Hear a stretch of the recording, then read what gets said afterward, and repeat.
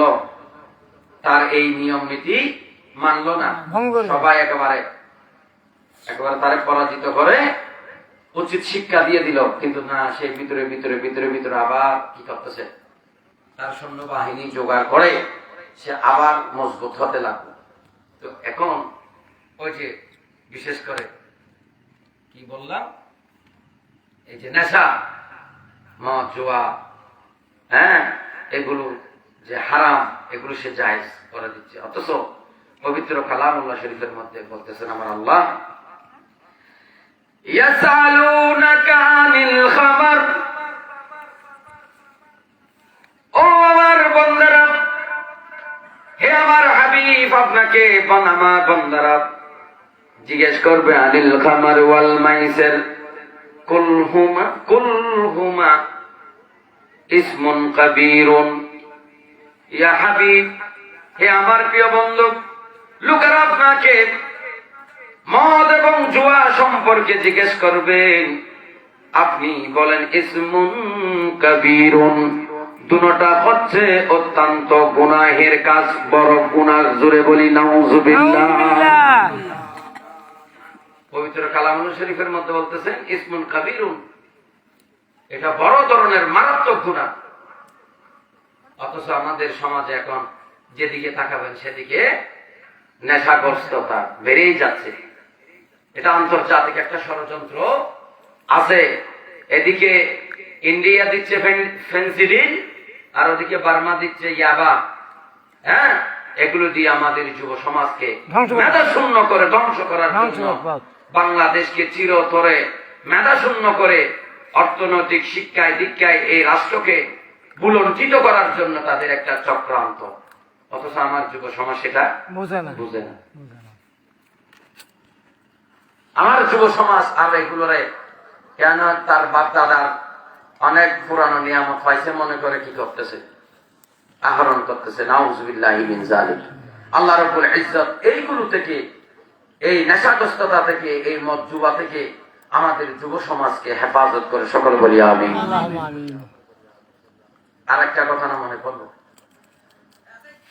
একজন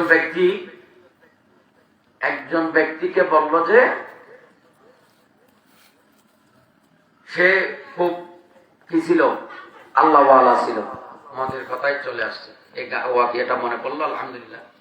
সে কি ছিল, নামাজি বান্দা ছিল, আল্লাহওয়ালা লোক ছিল। দেখেন এই আর নেশার ভয়াবহতা কিরকম। সে কি ছিল, আল্লাহওয়ালা ছিল। কথা বলেন, কি ছিল, আল্লাহওয়ালা দিনদার ব্যক্তি ছিল। এখন হঠাৎ একদিন সে এক ব্যভিচারী মহিলা ফান্দে পড়ে গেল। তার ছোট একটা বাচ্চা ছিল। এখন এই আল্লাহওয়ালা লোকটাকে, দিনদার লোকটাকে সে বলতেছে, আমার সাথে জেনা করতে হবে, না হয় তোকে এই মদ খেতে হবে। নাউজুবিল্লাহ বলেন না। হয় জেনা করতে হবে, না হয় কি করতে হবে, মদ পান করতে হবে, নেশা করতে হবে। এখন এই লোক খুব চিন্তার মধ্যে পড়ে গেল, হাই আল্লাহ, আমি কোথায় যাব? এখন এ বলতেছে, যাক আমি জেনা না করে একটু মদ খেয়ে হলো কি বাঁচতে পারি কিনা দেখি। সে মনে করছিল, তার ইস্তেহাদ মনে করছিল সে যে আমি মদ খেয়ে কোন রকমে নেশা করে এই মহিলার ষড়যন্ত্র থেকে, গুনাহ থেকে আমি কি হই, বেঁচে যাই। অবশেষে ওই লোক মদ পান করল। মদ পান করার সাথে সাথে সে আকেল খারাপ হয়ে গেল, জ্ঞান শূন্য হয়ে গেল। জ্ঞান শূন্য হওয়ার পর ওই ব্যক্তি জেনায় লিপ্ত হয়ে গেল। নাউজুবিল্লাহ বলেন। জেনায় লিপ্ত হলো। আবার তাকে শয়তান কুমন্ত্রণা দিল, হায়রে আমি যে নেশা করলাম, জেনা করে ফেললাম, এগুলোর সাক্ষী তো এরা দুইজন। এরা দুইজন যদি কালকে সকালে মানুষকে বলে দে, আমার মান সম্মান ইজ্জত আবরুদ বুলন্ডিত হয়ে যাবে। এই ভয়ে ওই ব্যক্তি কি করলো, ছুরি নিয়ে, তলোয়ার নিয়ে ওই মহিলা এবং শিশু বাচ্চাটিকে কি করে দিল, কতল করে দিল। জোরে বলি নাউজুবিল্লাহ। দেখেন কত বড় গুনাহ করতে চাইছে, ছোট একটা, কিন্তু ছোট গুণাটা কত, ছোট গুনাহটা কত বড় মারাত্মক আকার ধারণ করছে দেখেন। কি করলো? অবশেষে গুনাহ করলো এবং দুইটা জানকে, দুইটা জীবনকে সে নিজ হাতে হত্যা করে জাহান্নামী হয়ে গেল। জোরে বলি নাউজুবিল্লাহ। কেননা আমার নবী রাসূল সাল্লাল্লাহু আলাইহি ওয়াসাল্লাম নুরানি জবানে ঘোষণা করলেন, আল কাতিল ওয়াল মাকতুল ফি কালাহুমা ফিন্নার। হত্যাকারী এবং হত্যাকৃত উভয়ে কি? জাহান্নামী। জোরে বলি নাউজুবিল্লাহ। দেখছেন মদ, জুয়া, নেশার কি ক্ষতি? আপনারা করতে চাইবেন একটা, কিন্তু হয়ে যাবে আরেকটা, বুঝতেও পারবেন না। কারণ আমার নবী রাসূল সাল্লাল্লাহু আলাইহি ওয়াসাল্লাম এই জন্য হাদিস শরীফের মধ্যে বলেছেন, কুল্লু মুসকিরিন হারাম। প্রত্যেক নেশা জাতীয় দ্রব্য হারাম ঘোষণা করে দিয়েছেন। যেগুলো হারাম করেছেন আপনারা কেমনে মুখে নেন এগুলা?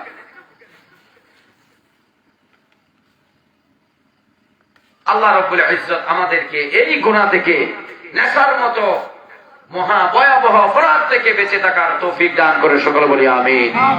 আরো জোরে বলি আমিন। তাহলে আমি কোথায় ছিলাম? এই রাজা কি করতেছে? আস্তে আস্তে আস্তে আস্তে সে আবার কি করলো? তার দলবল শক্তিশালী করলো। দলবল শক্তিশালী করে সে কি করতেছে? আবার সে যখন তার রাজত্বের মধ্যে কি করলো? দলবল শক্তিশালী করে এক জাদুকর দিয়ে সে মানুষকে জাদুর ইয়া করে সে মানুষকে কি করে ফেললো? মানে তার নিয়ন্ত্রণে নিয়ে আসলো। নিয়ে আসার পর সে যে জাদুকরের মাধ্যমে সে এতগুলো করলো, রাজত্ব ফিরে ফেলো, ক্ষমতা ফিরে ফেলো, আমি সংক্ষেপ করতেছি, হ্যাঁ, সবগুলো এই যে ফাইলো, এখন এই কি করতেছে? ওই যে বৃদ্ধ জাদুকর, ও একদিন বলল তার ওই রাজার জাদুকর বলতেছে, বাদশাহ আমি তো বৃদ্ধ হয়ে গেলাম, মৃত্যু নামক যন্ত্রণাটা তো, মৃত্যু নামক শব্দটা তো কাউকে ছাড়বে না, আমি তো মরে যাব। আপনার এই রাজত্ব যদি আপনি জাদুবিদ্যার মাধ্যমে, বিভিন্ন অপকৌশলের মাধ্যমে ধরে রাখতে চান, এই বিদ্যাগুলোকে কাউকে শিখাতে হবে। কি হবে? শিখাইতে হবে, হবে না? নাইলে এগুলো আমি মরে যাওয়ার পর আর কে কি করবে? দেখেন আমার আল্লাহ পবিত্র কালামুল্লাহ শরীফের মধ্যে বলেছেন, কুল্লু নাফসিন যায়িকাতুল মাউত। প্রত্যেক প্রাণীকে তার তাকে মৃত্যুর স্বাদ গ্রহণ করতে হবে, এবং সে যেখানেই থাক না কেন, যদি সীসা ডালা প্রাচীরের মধ্যে অবস্থান করে, মালিকুল মউত আজরাইল গিয়ে সেখানেও উপস্থিত হবে। জোরে বলি সুবহানাল্লাহ। সীসা ডালা প্রাচীরের মধ্যে যদি আপনি একেবারে কি করেন? অবস্থান করেন, সেখানেও আপনার নিস্তা নাই।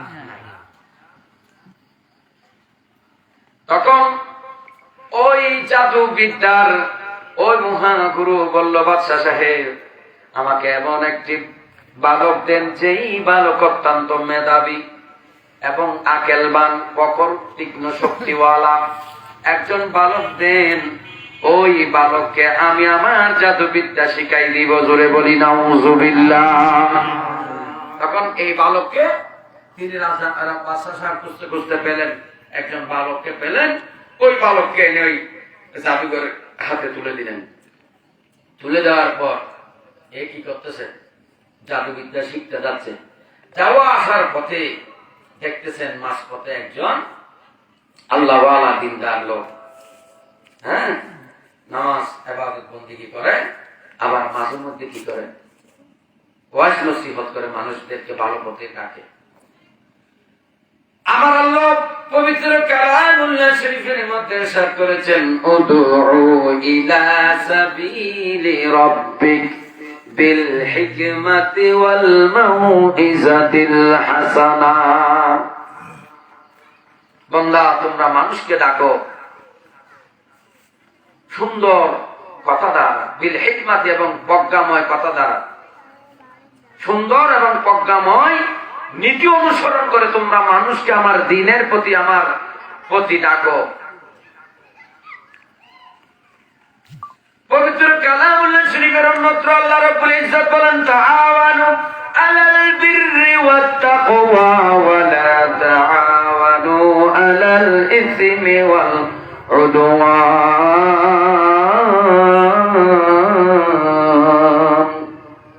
তোমরা একে অপরকে ডাকো ভালো এবং কল্যাণের দিকে।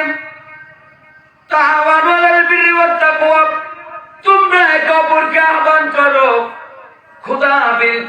খোদা বিরতা এবং তাকওয়া পরহেজগারিতার দিকে।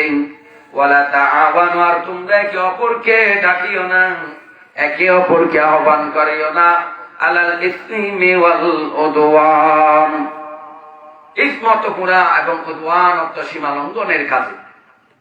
আজকাল তো আমাদের দেখেন, আপনারা যে মাহফিলে আসছেন বসছেন, হ্যাঁ, আপনারা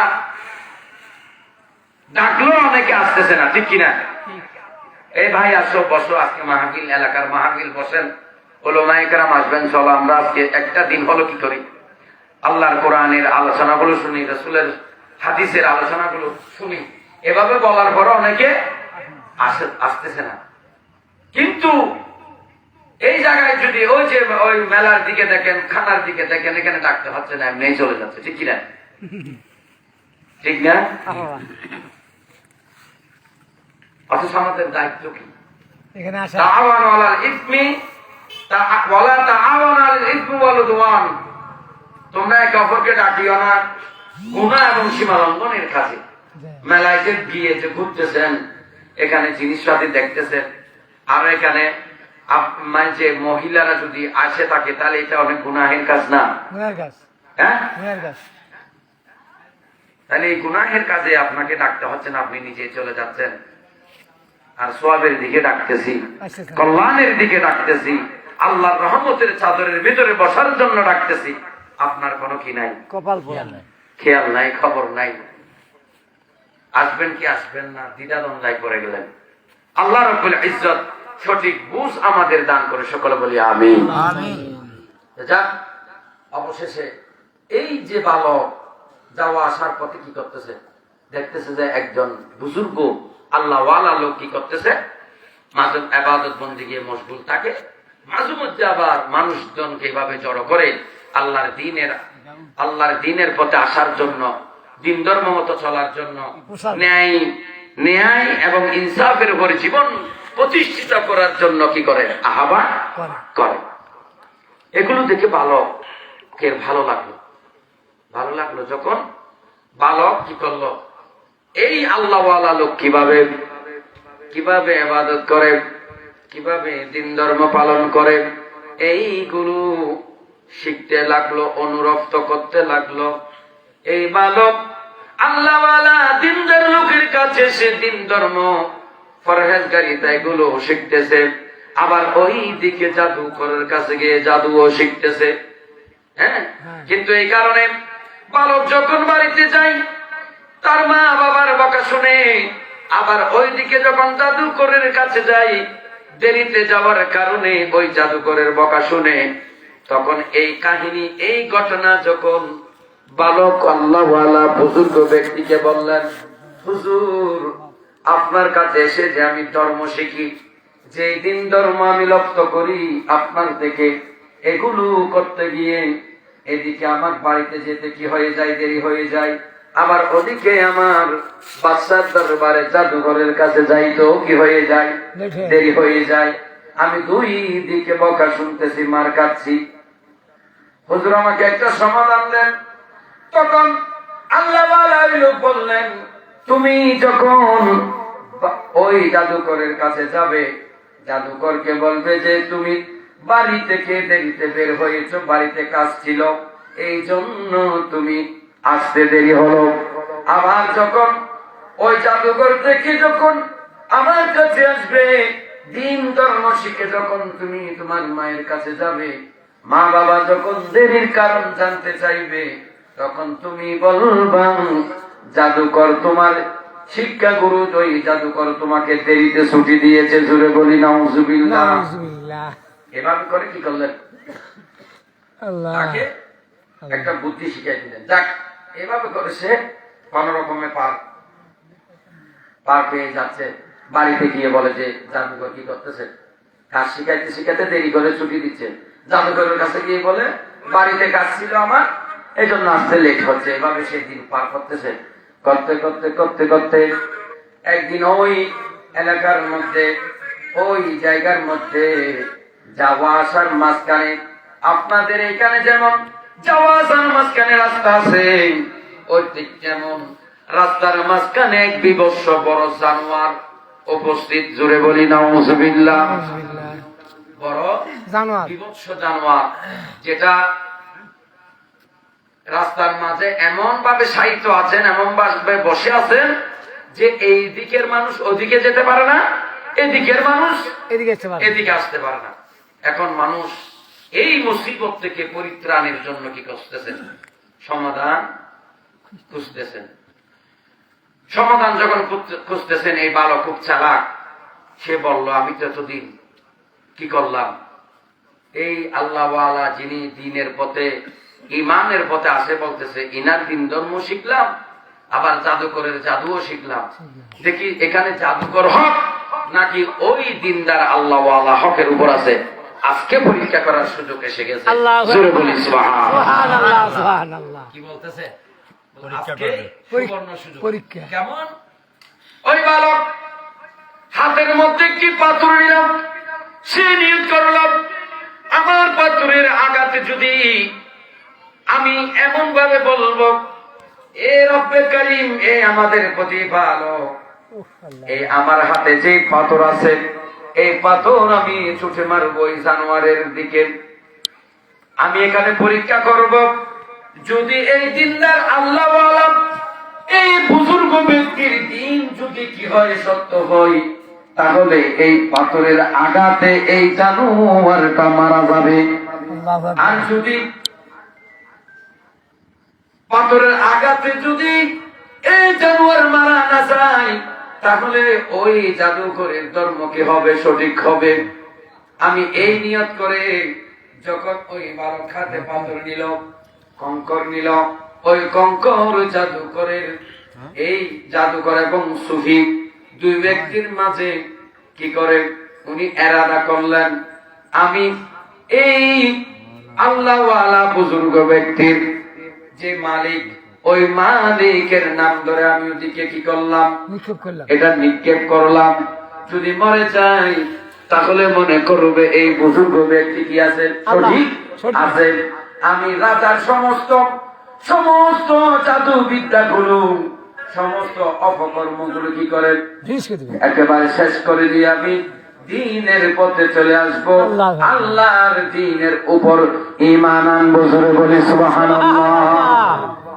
তখন এই বালক আল্লাহর নাম নিয়ে যখন পাথর ছুঁড়ে মারলেন, আল্লাহর হুকুমে এত বড় বিপদশালী জানোয়ার আল্লাহর হুকুমে মারা গেল। জোরে বলি সুবহানাল্লাহ।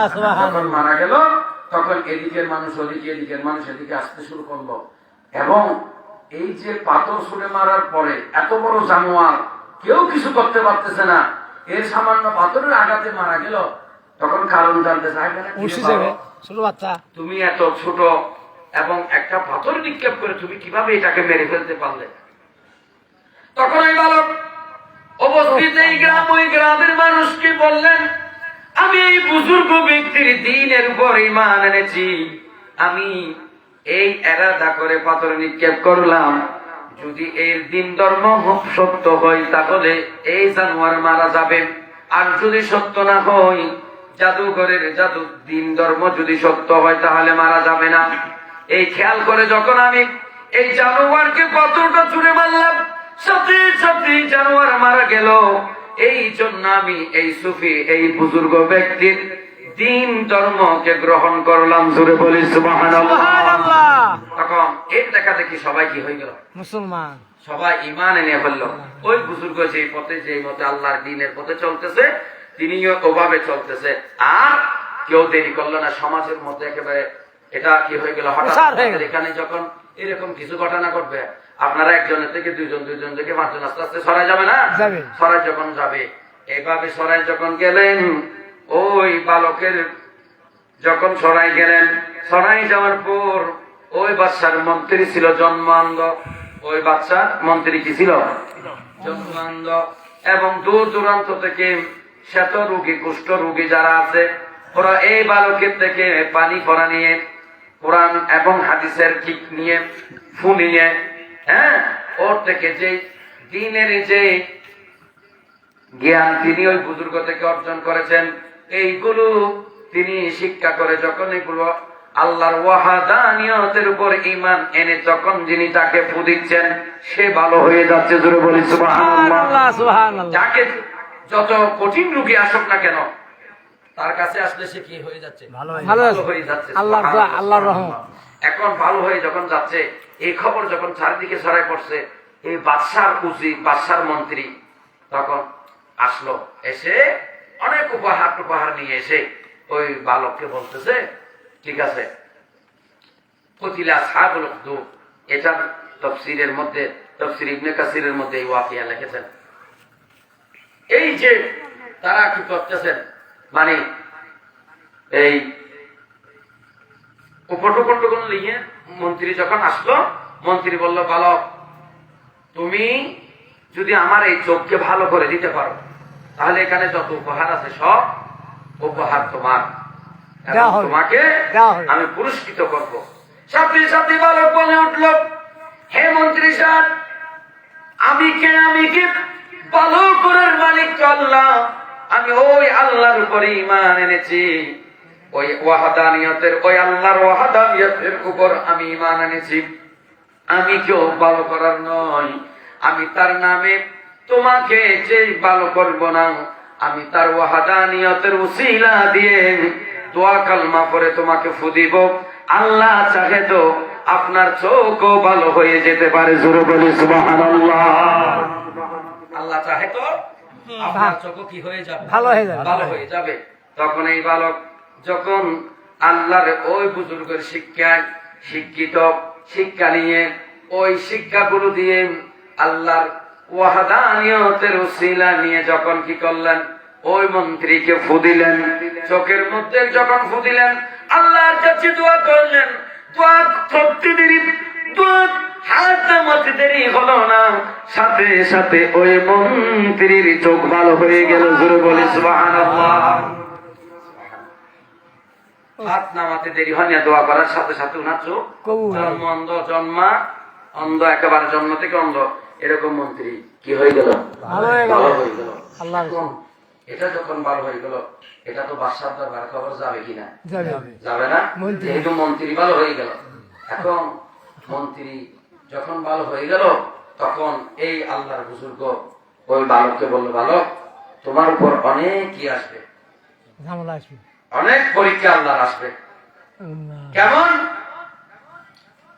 আমার আল্লাহ পবিত্র কালামুল্লাহ শরীফের মাঝে ইরশাদ করেছেন, ওয়ালা নাকুলু আন্নাকুম বিশাইইম মিনাল খাউফি ওয়াল জু' ওয়া নাকসিম মিনাল আমওয়ালি ওয়াল আনফুসি ওয়াস সামারাত ওয়া বাশশিরিস সাবিরিন আল্লাযীনা ইযা আসাবাতুহুম মুসিবাতুন قالوا إنا لله وإنا إليه راجعون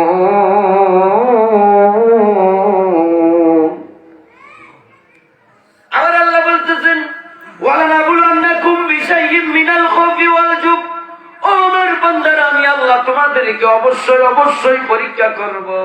বিশাইইম, কিছু খৌফ, বিশাইইম মিনাল খাউফি, ভয় দ্বারা, ওয়াল জু', ক্ষুধার দ্বারা, ওয়া নাকসিম মিনাল আমওয়াল, এবং সম্পদ বিনষ্টের মাধ্যমে, ওয়াল আনফুসি ওয়াস সামারাত, এবং জীবন এবং ফল ফসলাদি বিনষ্টের মাধ্যমে আমি আল্লাহ তোমাদেরকে কি করব? পরীক্ষা করব। ওয়া বাশশিরিস সাবিরিন, এবং এই পরীক্ষার সময় যারা ধৈর্য ধারণ করবে, যারা ইস্তেকামত থাকবে, যারা আমি আল্লাহর উপর ইস্তেকামত থেকে আমি আল্লাহর উপর দায়েম আর কায়েম থাকবে, দিন এবং দিনের উপর অবিচল থাকবে, ওয়াবাশশিরিস সাবিরিন, আমার আল্লাহ বলতেছেন ওই সমস্ত ধৈর্যধারীদের জন্য শুভ সংবাদ। জুড়ে বলি সুবহানাল্লাহ। যারা এত বিপদের মধ্যেও, এত মুসিবতের মধ্যেও ইস্তেকাম থাকবে, একেবারে দায়েম আর কায়েম থাকবে আল্লাহর দ্বীনের উপর, আল্লাহর ওয়াহদানিয়তের উপর, আমার রাসূলের সিরাতের উপর, তাদের জন্য রয়েছে শুভ সংবাদ। জুড়ে বলি সুবহানাল্লাহ। তখন এই ঘটনা বাড়াচ্ছি না, সময় যেহেতু আর বেশি নাই, তখন এই বুজুর্গ বলতেছেন তোমার উপর অনেক কি আসবে, আল্লাহর দেয়া পরীক্ষা আসবে, তুমি বিচলিত হবে না, একেবারে অটুট থাকবে, ভয় করবে না। তোমার জন্য আল্লাহ রাব্বুল ইজ্জত যেটা তোমার তকদীরে রেখেছেন, তোমার জন্য যেটা উত্তম ফয়সালা সেটাই হবে। জোরে বলি সুবহানাল্লাহ। যাক, এই বালককে বলার পর এই খবর যখন মন্ত্রী যখন ওখানে গেল বাদশার দরবারে, এখন মন্ত্রী যখন স্বাভাবিক, অন্য সময় তো সে অন্যজনের সহযোগিতা নিয়ে কাজ করত, হ্যাঁ, 2-3 জন ওরে সহযোগিতা করতে লাগলো, এখন দেখতেছে কাউকে লাগতেছে না, সে নিজের কাজ নিজে করতেছে। বাদশাহ এগুলো এসে দেখে তো হতবাক, মন্ত্রী তুমি তো জন্মান্ধ ছিলে, কিভাবে তুমি তোমার চোখ ভালো হলো আমাকে বলতে হবে। তখন তিনি বললেন আমাকে ভালো করেছেন আমার মালিক, আমার মালিক আমাকে কি করে দিয়েছেন, ভালো করে দিয়েছেন। বাদশাহ তো মহা খুশি, কি জন্য মনে করছে তারে মালিক বলছে, হবে হ্যাঁ বেটা আমি তোমার মালিক, আমি সব তোমাকে করতে পারি। সেই কথা যখন বলল, ওই মন্ত্রীর সাথে সাথে জবাব দিল, বাদশাহ সাহেব আমি মালিক বলতে আপনাকে বুঝাই নাই, আমি মালিক বলতে বুঝাইছি লা ইলাহা ইল্লাল্লাহু মুহাম্মাদুর রাসূলুল্লাহ সাল্লাল্লাহু আলাইহি ওয়াসাল্লাম। আমি ওই মালিককে বুঝিয়েছি যিনি লা শারীকা আল্লাহ, যিনি অদ্বিতীয়, যার কোনো সমকক্ষ নাই। জেনে বলেন সুবহানাল্লাহ। এটা বলার পরে তো বাদশার মাথা খারাপ, এখানে সবকিছু আমি করি, আমি দিই, তুমি প্রথমে আমার কথা বললে মনে করছিলাম, এখন বলতেছো কোন মালিকের কথা বলতেছো, এখন বলো। ওরে নির্যাতন শুরু করে দিছে, হ্যাঁ, নির্যাতন শুরু করে দিয়ে বলতেছে, বলতে হবে তোমাকে এটা কে শিখাইছে, কে দিয়েছে, তুমি কিভাবে ভালো হয়েছে। তখন ওই বালকের কথা বলে দিল। বালকের কথা যখন বলে দিল, বালককে ধরে নিয়ে গিয়ে যখন অত্যাচার নির্যাতন শুরু করলো, বালক বলে দিল ওই বুজুর্গের কথা। ওই বুজুর্গকে ধরে নিয়ে গিয়ে সে কি করলো, বুজুর্গকে বললো এখানে খালেক মালিক সব আমি, বলো না হলে তোমাকে এখানে জ্যান্ত মেরে ফেলবো। ওই বুজুর্গ বলতেছেন আমার কণ্ঠে প্রাণ থাকতে আমি তোমাকে মালিক মানবো না, আমার মালিক হচ্ছেন লা শারীকা আল্লাহ। জোরে বলি সুবহানাল্লাহ। এই মুখের উপর যখন বাদশাকে জবাব দিয়ে দিল, বাদশা যখন ক্ষিপ্ত হয়ে গেল, তখন ওই আল্লাহওয়ালা দিনদার পরহেজগার বুজুর্গটাকে মাঝখানের মধ্যে করার ধরে ফেলে দিয়ে একেবারে চিরতরে শাহাদাত করে দিল। জোরে বলি সুবহানাল্লাহ। ওই বুজুর্গকে কি করে দিল, মেরে ফেলল, শাহাদাতের পেয়ালা পান করলো, উনি মারা গেল। এবং এখন এই বালকটাকে কি বললো, সৈন্যকে ডাকলো, আমি সংক্ষেপ করতেছি এই জন্য। এই বালককে ডাকলো, তাকে বলতেছে তুমি তোমার এই বুজুর্গের দেওয়া ধর্ম পরিহার করো, না হলে আমি তোমাকে তোমার এই বুজুর্গের যে হালত করেছি তোমারও সেই হালত করব। তখন বালক বলতেছে না, আমি কখনো এই ধর্ম কি করব না, পালন করবো না, মানে ছাড়বো না, এই ধর্ম কি করব না। এই বুজুর্গ যে ধর্ম আমাকে শিক্ষা দিয়েছেন, যে দ্বীনের উপর আমি আছি, লা শারীকা আল্লাহর যে দ্বীনের উপর আমি আছি, আমি কখনো এই দিন থেকে এক পাও এক চুলো কি করবো না, সরবো না। এখন বাদশার তো মাথা খারাপ, এই কি করতেছে, সৈন্য বাহিনী ডেকে বলল যাও এই বালককে একদম উঁচু পাহাড়ের দিকে নিয়ে যাবে। কোথায়? উঁচু পাহাড়ে। উঁচু পাহাড়ে নিয়ে যাবে, হাত পা বেঁধে তাকে কি করবে, হাত পা বেঁধে তোমরা তাকে নিচের দিকে ফেলে হত্যা করে তোমরা চলে আসবে। জোরে বলি নাউযুবিল্লাহ। সৈন্যগণ বাদশার কথা মতো ওই বালককে চোখ বেঁধে নিয়ে গেল। চোখ বেঁধে নিয়ে যাওয়ার পর উঁচু পাহাড়ের উপর তুলল। উঁচু পাহাড়ের উপর তুলে বাদশার ওই সৈন্য বাহিনী গুলো তাকে কি করলেন, কি করতেছে, হাত পা বেঁধে যখন ছেড়ে দিবে, ওই সময় বালক কি করলেন, এই বাড়ি তাআলা আমি যদি মারা যাই যদি তুমি আমাকে সাহায্য না করো, তোমার এই ধর্ম, তোমার এই দিন, এই জালিম বাদশা কখনো প্রতিষ্ঠিত হতে দিবে না। সুতরাং তুমি রব্বে করিম আমাকে সাহায্য করো। জোরে বলি সুবহানাল্লাহ। এই বালক দোয়া করতে দেরি, সাথে সাথে আল্লাহর সাহায্য আসতে দেরি হয় নাই। সাথে সাথে ভূমিকম্প শুরু হয়ে গেল। পাহাড় থেকে বাদশার সৈন্যরা কি হয়ে গেল, পরে মরে গেল। এবং ওই বালককে আল্লাহ কি করে দিল, ওই বালককে আল্লাহ কি করে নিলেন, হেফাজত করে নিলেন। ধরে বলি সুবহানাল্লাহ। ওই বালক হেফাজত হয়ে আবার যখন গ্রামের দিকে গেলেন, খবর যখন ওই বাদশার দরবারে গেল, বাদশাহ আবার তাকে কি করলো, ধরলো, ধরে বাদশার দরবারে নিয়ে গেল। বাদশাহ এবার বলল, কি বালক, আমি তো তোমাকে উঁচু পাহাড় থেকে কি করে জন্য ফেলে মেরে দেওয়ার জন্য অর্ডার করেছিলাম, তুমি ফিরে আসছো, আমার সৈন্যবাহিনী কই? তখন বালক বলল, তোমার সৈন্যবাহিনী চিরতরে জাহান্নামী হয়ে গেল। জোরে বলুন সুবহানাল্লাহ। বাদশাকে বলল, তোমার বাহিনী শেষ শেষ, আল্লাহ আমাকে হেফাজত করেছেন। ওই আল্লাহ, যে আল্লাহর উপর আমি কি করেছি, ঈমান এনেছি। জোরে বলি সুবহানাল্লাহ। তুমি আমাকে মারার কেউ নয়, আমার আল্লাহ যতক্ষণ আমাকে সাহায্য করবে, তুমি আমার চুল পশম কিছু করতে পারবে না। এইভাবে যখন জবাব দিল, এখন বাদশাহ তো মাথা খারাপ, আরো বেড়ে গেল, রাগ উঠে গেল। এখন আবার সৈন্যদেরকে ডাকলো, এই সৈন্য বাহিনী শুনো শুনো শুনো, তোমরা আসো, তোমরা এই বালককে হাত পা বেঁধে গহীন সাগরের মধ্যে নিয়ে যাবে। সাগরের মাঝখানে নিয়ে গিয়ে তাকে হাত পা বেঁধে সাগরের মাঝে কি করে দিবে, ছেড়ে দিবে, যাতে সে কখনো আর এই গ্রামের মধ্যে ফিরে আসতে না পারে। জোরে বলি নাউযুবিল্লাহ। এখন যখন কি এই অর্ডার হলো, বাদশার অর্ডার মানতে হবে, সৈন্যবাহিনী কি করছে, ওই বালকটাকে নিয়ে গিয়ে সাগরের গহীন সাগরে গেল। সাগরের মাঝখানে গিয়ে যখন আবার কি করতেছেন, হাত পা বেঁধে ফেলে দিবে, এই সময় আল্লাহ রব্বুল ইজ্জতের কাছে ওই বালক কি করলেন, ফরিয়াদ করলেন, আই বারি তাআলা, রব্বে করিম, আপনি যদি আমাকে সহযোগিতা না করেন, আপনি যদি এই জালেমদের থেকে আমাকে রক্ষা না করেন, আমি যদি এখানে প্রাণে মারা যাই, সাগরে ডুবে যদি আমার জীবন চলে যায়, তাহলে ওই জালিম বাদশা আল্লাহ তোমার দিন প্রতিষ্ঠিত হতে দিবে না। এই জালিম বাদশা তোমার দিনকে প্রসারিত হতে দিবে না। এই বলে আল্লাহ তুমি আমাকে রক্ষা করো। এই বলার সাথে সাথে রব্বে করিম তার কুদরতি সাহায্য পাঠিয়ে দিল। সাথে সাথে ওই সাগরের মধ্যে ঢেউ শুরু হলো, তরঙ্গ শুরু হলো, প্রবল তরঙ্গ ঢেউ, ওই রাজার সমস্ত বাহিনীগুলো, সমস্ত সৈন্যগুলো ডুবে মারা গেল। এবং আমার আল্লাহ ওই বালককে পরিত্রাণ দিল। জোরে বলি সুবহানাল্লাহ। আল্লাহু আকবার।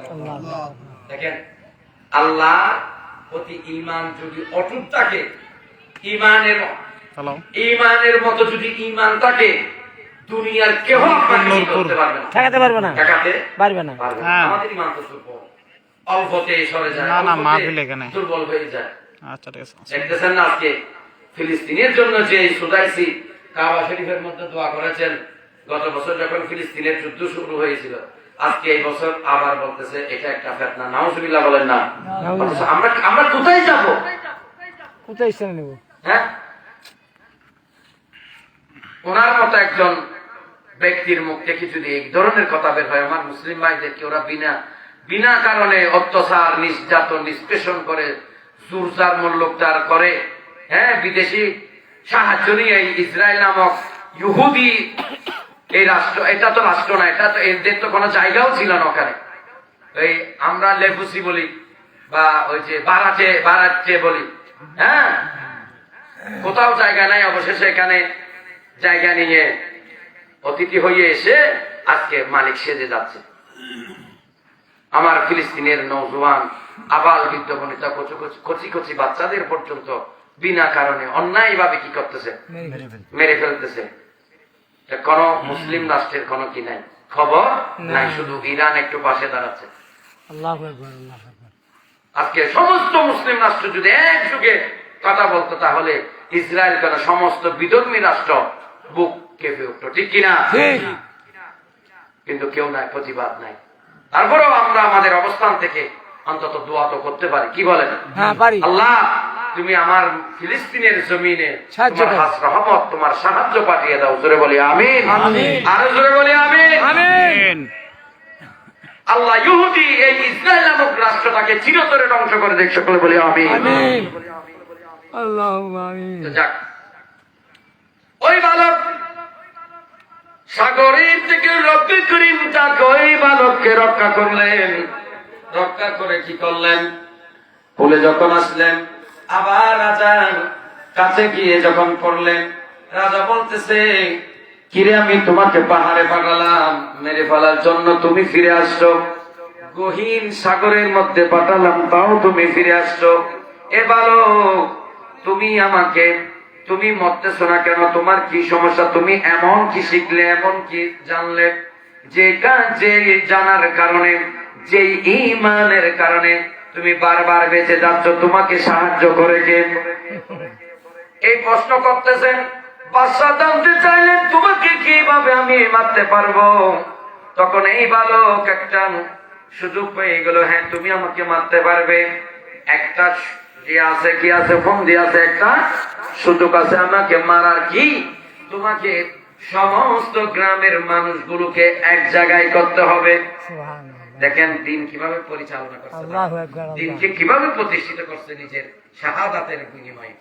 কি করলেন? যে বলতেছেন যে বাদশাহ তুমি আমাকে মারতে পারবে, মারার আগে তোমাকে কিছু নিয়ম পালন করতে হবে। কি? সেটা হচ্ছে তুমি সমস্ত গ্রামের মানুষদেরকে একত্র করবে, একত্র করে আমাকে ওই কানের মধ্যে শুল দিয়ে করবে, হ্যাঁ গাছের মধ্যে আমাকে বাঁধবে। বাঁধার পর এক তীর নিবে, ধনুক নিবে, এবং ওই ধনুক যখন নিক্ষেপ করবে তখন বলবে, যেই মালিকের প্রতি তুমি ঈমান এনেছো ওই মালিকের নামে আমি তোমাকে কি করলাম? হত্যা করলাম। হ্যাঁ, ওই মালিকের নাম ধরে যখন আমাকে তীর মারবে, তীর নিক্ষেপ করবে, তখন আমি শাহাদাত বরণ করব। জোরে বলি সুবহানাল্লাহ। দেখেন দিন কিভাবে প্রচার করে যাচ্ছে। এর উদ্দেশ্য কি? অর্থাৎ যখন সেখানে সবাই আসবে, একে তো বাচ্চা এত কারিশমা করে মারতে পারলো না, যখন এই বলে সে মৃত্যুবরণ করবে, তাহলে ওর কথা সত্য হয়ে যাচ্ছে না? তাহলে যে বালকের কথা সত্য হবে, যে বালকের কথা কি হবে? সত্য হবে, মানুষ সাধারণত তো তার দিকে ঝুঁকবে, ঠিক কিনা? ঠিক হবে। হ্যাঁ, তখন এই বালক ওই বাচ্চাকে কি করলেন? তাকে বলে দিলেন, হে বাচ্চা সাহেব, আমাকে এইভাবে তুমি হত্যা করতে পারবে। বাদশা বলতেছেন, এই বালককে যদি আমি হত্যা না করি, এই বালককে যদি আমি চিরতরে ধ্বংস না করি, তাহলে আমার রাজত্ব যাবে, রাজ্য যাবে। এ কি বলতেছে? যেভাবে হোক মানুষ জড়ো করে হলো আমি বালককে হত্যা করে ছাড়ব। এই বলে ঢোল পিটিয়ে দিয়ে সে সমস্ত গ্রামবাসীদেরকে একত্রিত করল, এবং ওখানে অগ্নিকুণ্ডুলের মধ্যে অগ্নিকুণ্ডুল কি করলেন? সাজালেন, এবং এখানে গাছের মধ্যে ওই বালককে বাঁধে নিলেন। আমি আর বিস্তারিত বলতেছি না, যেহেতু হুজুর আসছে মানে আমাকে নামতে হবে। হ্যাঁ, তখন উনি কি ওই বালককে কি করে ফেললেন? বেঁধে ফেললেন, সমস্ত সবাইকে ডাকলেন। দেখে যখন ওই বালককে তীর ধনুক এনে ওই বালককে রবের নাম নিয়ে যখন তীর মারলেন, সাথে সাথে তীরের আঘাতে ওই ব্যক্তি, ওই বালক শাহাদাত বরণ করলেন। জোরে বলি সুবহানাল্লাহ। শাহাদাত বরণ করলো যখন সবাই জেনে গেল, হাই রে, বালক যেটা বলল সেটা তো সত্য হয়ে গেল।